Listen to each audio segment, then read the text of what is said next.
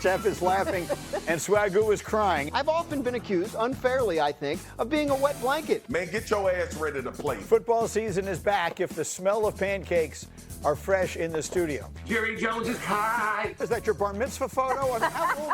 Jeff looks like he about to run the hell out of a bank. Who had a better weekend this weekend than Malachi Jr.? He's having an orange crush or two. Fink, you've never looked better. Yeah, it's an improvement on Fink. Here comes the gunslinger. Now we know the football season is here because Sal Palantonio is live on Get Up. That is the name of the whole damn game. Unicorns don't exist, but Superman does. Ooh. What do you think, Swagoo? My bad, G. I was distracted. I've been in that weight room and my muscles are looking smooth on TV right now. No? Oh my goodness. That is garbage! That boy bet. I'm going to go with John Stallworth. That is correct. Oh, a little finger roll from Domonique. There's a surprising amount of unicorn research done on yesterday. That was interesting. We learned a lot about unicorns. We have some eye candy to start our second hour here, or get us to the top of our second hour here from the world of golf on the European Tour in Denmark. This is Nikolai Højgaard playing his second shot on the par 4 12th hole. This is a good shot. It's going to spin back toward the hole, and it is going to go into the hole. So, yeah, we've seen that before, but here's the second shot on the 14th hole, and it's going to go in too. Boom. Oh, wow. One hopping in. So. Wow. Double eagle? Boy, sadly, that would be my entire golf career. Like this. 2 eagles in 20 years. I mean, it's like the Caddyshack scene where he's playing in the rain, and it's like the greatest round of his life. Like everything he hits went in the hole. It's ridiculous. I've never seen Caddyshack. Where did he shoot? Really? I know it's like got a groundhog in it. I know that. It does. Right? A gopher. Oh, it's a one of gopher. Yeah. So never seen Caddyshack. We're gonna have to remedy that. But anyway, Højgaard. Outstanding. I'm pretty sure they didn't give me a pronunciation. Højgaard is correct. You nailed it. Correct? No, you killed that. Let's go with that. Yeah, my Danish needs a little brushing up. But we are back for another hour of Get Up on this Football Friday, coming to you from our Hudson Street studios. We are 20 days and counting until the NFL kicks off with the Cowboys and the Eagles. So let's look ahead to this weekend's slate of preseason games with a Friday forecast. D. Wood, what are you forecasting for Jackson Dart against the Jets? Operation and tempo, man. Like, build upon what you did in Buffalo last week. We saw a little bit of everything. We saw the athletic ability. We saw him standing in the pocket, getting hit and delivering on a touchdown strike. You just want to see the young man keep building on the momentum that he had in that Week 1 performance against the Buffalo Bills. Mike Teague and Jackson Dart win the Week 1 starting job. Absolutely. He's the best quarterback in the building. It's not even close. He's the best athlete. He has a great arm. He played well. I hope he takes the next step. It's not really close when you watch them play, not by reputation, but what they're doing on the field. All right, Mike T., what are you forecasting for Cam Ward against the Falcons this weekend? Graz, 2 or 3 explosive plays. This is the first pick overall. He has a rocket for an arm. I thought last week was a good foundation. Now push the ball down the field. You got Calvin Ridley and some other weapons. I think Cam Ward's going to be really set up for a great year. He may make a play or two with his legs as well, but let's see the ball down the field, 30, 40 air yards. What do you think, Neek?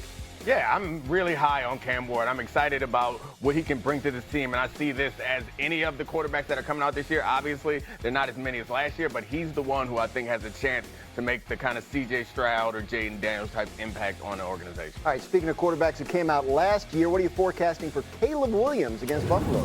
On time. It's kind of a little bit of the opposite. It's not the big plays that you know that Caleb is capable of. It's being on time and being accurate. I suspect they're going to do a lot of play action with some boot to get him out of the pocket because that forces you to make a decision and get rid of the ball on time. But I do expect for him to be under control and under center and demonstrate that he can do all the simple level 1 quarterback things well, because we know he has the capability to do the level 4, 5, and 6 stuff. He's showing us that ability. Yeah, that was fun watching him in last year's preseason when he did that crazy stuff. Yeah. But they don't want that. I mean, they want it, but they want it to happen organically out of their structure. What are you looking for from Caleb? Yeah, no, I think, Nick pointed out some good things. I think, number one, you want to build his confidence early, get some easy completions. I think you had mentioned like rolling out, like play to his strength. Don't have everything within the pocket. We know that in the Ben Johnson offense, you want to run the football and play action pass, but, play to his strengths as well and getting them on the move, stuff like that. But ultimately, man, you got to understand that Ben Johnson is deconstructing this young man to build him back up, and this is the first step in the process. Play to his strengths, Mike T. He has them. Like, he was the first pick in the draft. The Bears didn't even consider Jaden Daniels or any of the other very good quarterback prospects in last year's draft. Can you remind the people, because we have some short memories sometimes when we talk about this league, what it was about Caleb Williams that made him that guy? Yeah, absolutely, Grouse. Let's go back. Let's watch him against UCLA. Look at this throw. Eyes are down the field. This ball's 50 yards in the air, and look how accurate it is. That's why he's the first pick overall. Very few people can do that on the planet. In terms of athleticism, again, I know it's only Stanford, but look, he is fast. He is strong. What do you have against Stanford? Catching strays. Like only Stanford. Yeah, good school, man. Yeah, it's pretty good school. Pretty good football history. That's exactly how they go on and Had go some to good players go through there. Football players? I don't even remember what we were talking about. When we're assessing players and we're in the draft room, we're looking at their ceiling, and you're looking at his athleticism, his arm strength against pretty good competition despite Stanford. And that's why Stanford and others. You didn't get in, huh? What did Stanford do to you, Mike T? You tried to go? Yeah, well, of course. But. I like it. Mike T tried to save the segment, but we wouldn't let him do it. What happens? What happens if it looks bad? Like if Caleb goes out there this weekend and it's like, oh man. I mean, we do what we do. We overreact. Like, that's exactly what's going to happen, and it's in part because it's the preseason game, and you don't expect anyone to like really struggle the way that he looked in season last year. They're not going to game plan for you in that way. They're not going to run any sophisticated blitzes. You don't expect guys, rookie quarterbacks, second-year quarterbacks, veteran quarterbacks, you don't expect them to go out there and look a mess in a preseason game. So if he does like really legitimately struggle, I think we do overreact to it and imagine that maybe they start thinking about the future. But I think On the second preseason game? I think we start to get a little panicky. You don't think so? You think we come in here thinking about the future? Oh no, I'm saying outside. I think Okay, inside there's no hesitation. They're committed to him for this season. If the season goes poorly, that's another conversation. And what do great coaches do? They adjust. And we all think Ben Johnson's going to be a great coach. And maybe they come out and it's a little bit more two tight ends. They have Colston Loveland and Cole Kmet. And maybe they just gradually work to where Detroit was. And maybe it's a little bit more run than they want ideally. But that's the key in the NFL.